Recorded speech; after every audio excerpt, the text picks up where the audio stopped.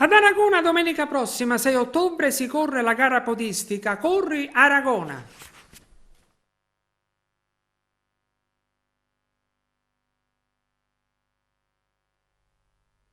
Siamo all'11ª edizione della Corri Aragona, la partenza è prevista per le 9:30 di fronte al comune di Aragona e al municipio. Partirà da via Roma per salire via Garibaldi, poi scendere da via Mazzini, passare in piazza Umberto e riscendere dal corso. Questo percorso sarà ripetuto per 4 volte per arrivare a un totale di 7 km, 7 km e 2. Iscrizioni aperte fino a domani sera, giovedì.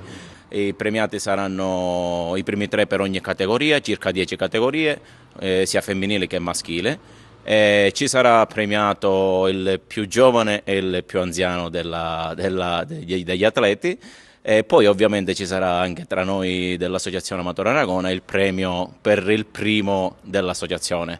Il percorso è un po' variabile, si parte a scendere, chiamiamolo così, poi si risale lungo la via Roma, si fa il percorso di Piazza Umberto e poi si riscende da via Garibaldi fino al via Roma, quindi diciamo che c'è un bel tratto di discesa.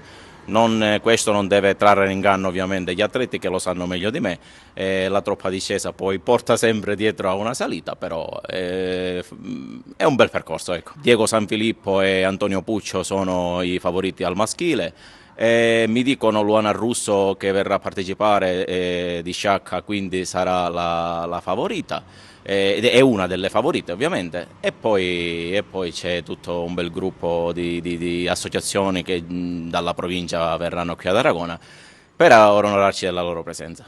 Per Aragona, per la nostra cittadina, è l'occasione per promuovere il territorio. Fra l'altro verranno tantissimi partecipanti, il percorso quest'anno si dirama lungo diciamo, il centro storico di Aragona, quindi veramente è un bel momento per tutti gli sportivi, per tutti i cittadini.